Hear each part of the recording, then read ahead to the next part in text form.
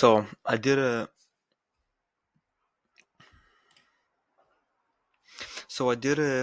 Euro USD breakdown today in the morning, and now I'm doing a gold breakdown. I didn't think I'm going to do the gold breakdown because gold is not exactly the best pair that I recommend because it's highly volatile and it's really dangerous to trade gold.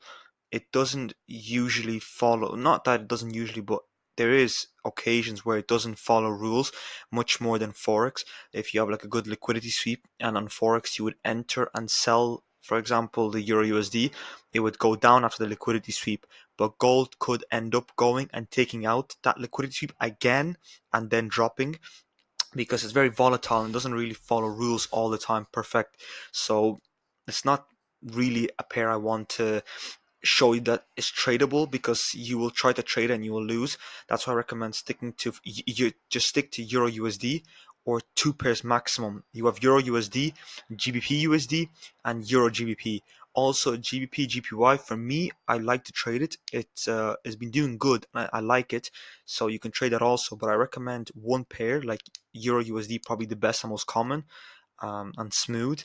But also, it is December right now that I'm recording this, and December price action has been known to be a little bit rough. I've cut trades, but I did recognize that price action is a little bit annoying now in December, closer to Christmas and New Year. So that's also a time that I recommend avoiding because you need good confirmation. You need to know when the price is going to go, and you need to have your direction locked in properly. Because if you have the wrong direction, you're going to get a signal to buy and it's going to sell, and you're going to get stopped out a lot.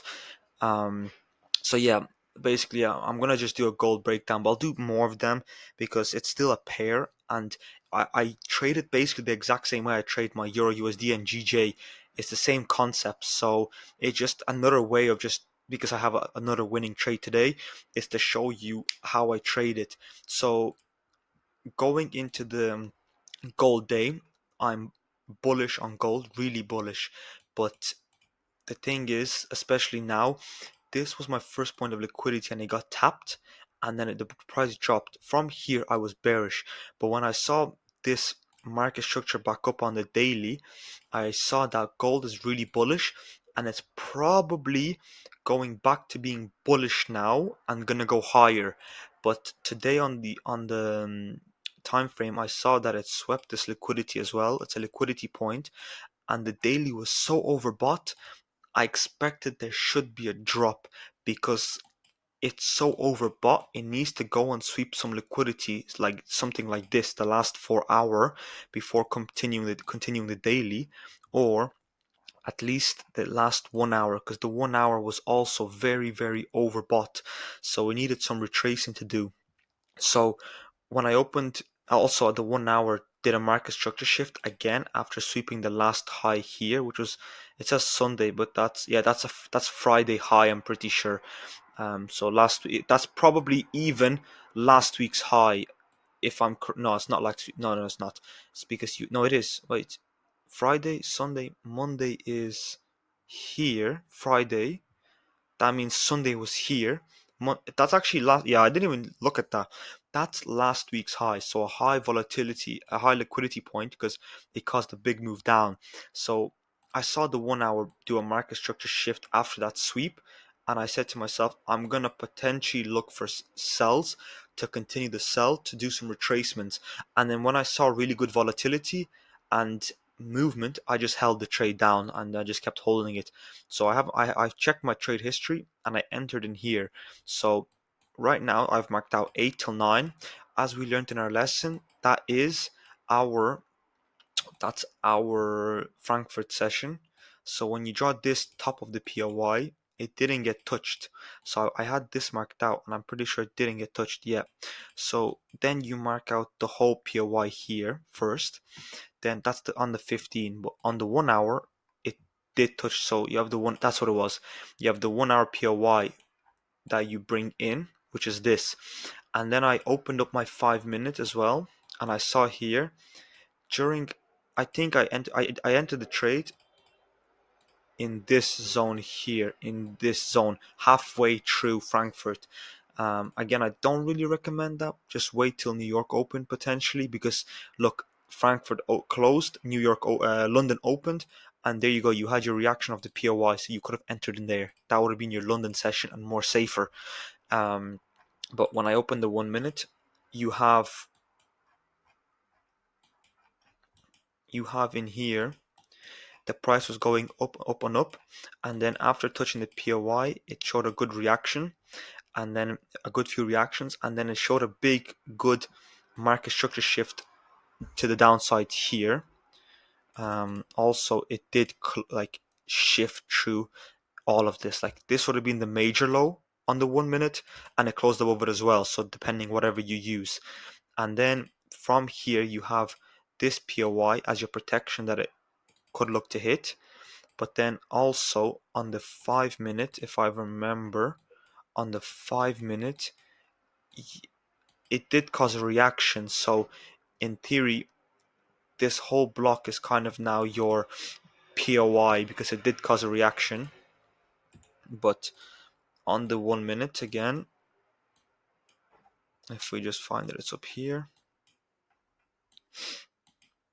on the 1 minute, um, you have obviously this also is basically a breaker block in here. This is like a breaker block. Let me see, where is it? It's a breaker block. And then you have, which I don't use it too much, but I kind of started to use it. You have equilibrium here. So we were above the 50%, but we didn't get a good reaction in the 50%. So I don't really care about that because there's no good reaction in there. So then we have the breaker block in here, and then we've got the big 5 minute POI, and you, yeah, this is the like last block before the push up, but in theory also you could have this, like doesn't say it, you could look at markets. I usually mark, let's say if I'm not sure, I would just mark the bottom of this, and then I might just mark it to here. It doesn't really matter. I just mark in that zone and watch how price reacts. So we got the first reaction here. I'm not sure, I don't think I entered after the first tap. I don't think my trade was, it was short. I don't think my trade was short in here, but this could have been your entry here. After that reaction, you enter the trade, and then you you hold your trade. But I'm pretty sure my entry was actually after I saw this break of structure in here. So after I saw this shift in price, which it's this one, this shift in price, that's where my entry was on this big candle above here. Because I'm not looking at my entry right now, so but I'm just guessing based off how I trade where my entry would have been. Um, so I think I would have entered either on this big candle push, or there's a small chance also that I could have had a really, really good entry, which was this low here, stop loss above here. So it's one of these, one or the other. But yeah, so let's say if this was the entry, it came back up, and like I told you, reacted of our POI this time. This is London, or no, I think, yeah, I think I did enter gold. I did because I checked. Gold was in here. It was during Frankfurt for sure. But as I said, you have that 5 minute POI which London reacted off, confirming me that we're gonna keep dropping. So we've got that POI, which is my stop loss is covering the whole POI, and then on the 1 minute you have that POI in there. So when you see these reactions, obviously in here your situation would be, this is a first point of liquidity. That's also a lesson to learn, but in just quick terms, it's just a liquidity point before your entry slash POI. So you have liquidity before your point of interest. You sweep that liquidity, you break down. So this is also now liquidity because you haven't touched the POI yet, or there's still a lot of space up here after the drop. So gold goes up, retests the POI in there on the 5 minute. Well, I'm not going to keep switching through, just keep skipping, and then from there just went down, and as you can see it just kept dropping a lot there. Look, I can't even get it all. Look at the drop, look at the drop. all the way down here. So that's like a if you held that, if you held it, even with my big entry, you could have got like a 1 to 40 or. But yeah, that's gold. And then the TPs, I held the trade longer than normal, but you should have been probably targeting as a trader. I think this is, let me see, this is Thursday. This is probably, this is 7 o'clock. This is like Asia low or around Asia low. But also I can see the price from here went up a lot. So I'm sure that this is probably a liquidity point. So you could have had here. That's definitely like a 1 to 5 or. But I did recommend going for 1 to 3 ors. That's probably around 1, 2, and I think it'll be around here. That would have been your TP here or this low. But yeah, that's basically gold today, 12th of December. Again, as you can see, the price from Frankfurt, it could have just kept going down, but possibly because it's December or possibly because London opened and I needed some liquidity. So it swept some liquidity here, did a fake out here, a fake breakout, like a break of structure to the downside.